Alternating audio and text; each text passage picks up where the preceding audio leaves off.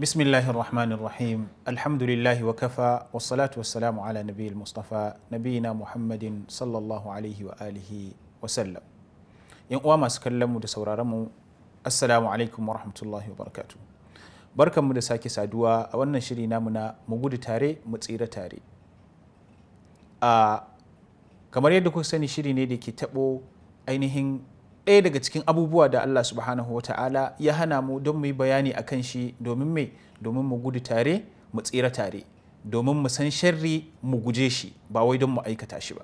To a yau ma insha Allahu akwai ɗaya daga cikin abubuwa da yake gadar da fishin Allah subhanahu wa ta'ala, yake gadar da azabar Allah subhanahu wa ta'ala, wadda idan mutum ya aikata shi zai iya fadawa ciki.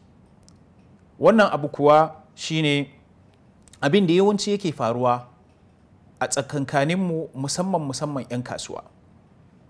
Menene wannan abin?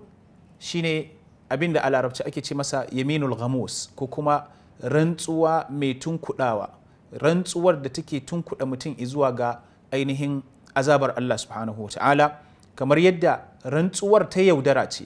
Za a yi rantsuwa ne ba don komai ba sai don a yaudari wanda ake masa rantsuwar, kasancewar cewa in aka rantsewa mutum in dai mumini ne to yana barin abin da yake tunanin cewa an rantse a kan shi, zai ɗauka gaskiya ne.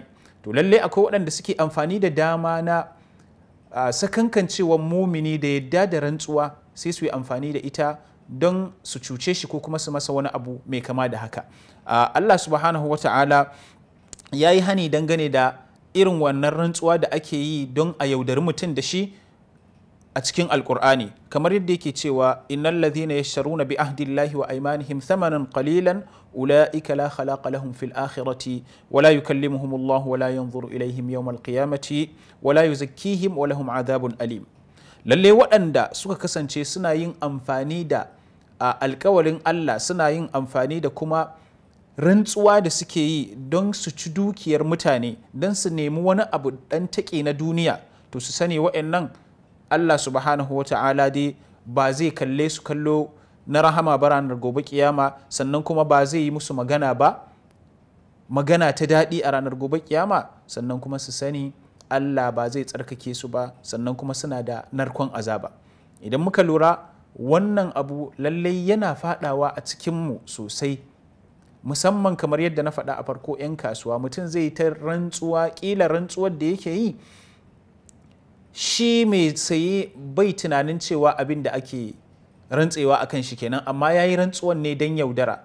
Me kamar yaya mutum ne zai ce na rantse da Allah in dai ba haka bane yadda na gaya maka, to abin da na tara a gida ya watse. Zai iya yiwa ƙasa ya tara a ɗakin shi, zai iya yiwa shi dai wani abu daban yake nufi, amma ya yi rantsuwar ne saboda me? Saboda ya yaudari shi mai saye ko kuma wanda yake sauraron shi, wanda yake rantse masa. To dai irin wannan hali da ake yi na rantsuwa ba don komai ba sai don a yaudari wanda aka rantse masa, to lalle Allah subhanahu wa ta'ala ya gwada cewa masu irin wannan hali to suna da ranar kon azaba a ranar gobe kiyama. Allah ka kiyashe mu. Hakanan annabi sallallahu alaihi wasallam ya sake magana, shi ma yake cewa al-kaba'ir, daga cikin manya-manyan zunubai akwai al-ishraku billah wa uquqil walidain wa qatlin nafs wal yaminul ghamus. Yace daga cikin manya-manyan kaba'irai, manya-manyan zunubai akwai al-ishraku billah, shine shirka ga Allah subhanahu wa ta'ala, da kuma fusata iyaye, sannan kuma ga kashe rai.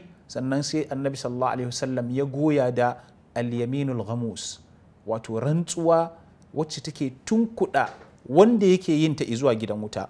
Allah ka kiyashe mu daga fadawa cikin ainihin wannan zunubi mai girma.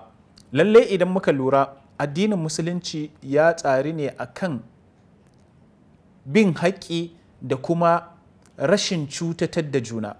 Shi sa annabi sallallahu alaihi wasallam yake gwada mana la darara wa la dirara, kar ka yi cuta sannan kuma kar ka yadda ainihin a cuce ka. Shi yasa Allah subhanahu wa ta'ala ya hana irin wannan rantsuwa wadda za ta kai ga cin dukiya ba da haƙƙi ba.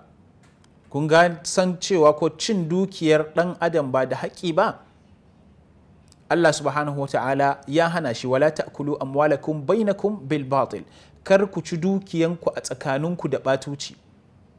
Sannan annabi sallallahu alaihi wasallam ya sake faɗan kullul muslim alal muslim haramun damuhu wa maluhu wa irdu, ainihin jinin musulmi da dukiyar musulmi da ainihin mutuncin musulmi haramun ne a ce wani ya ci ba tare da haƙƙi ba.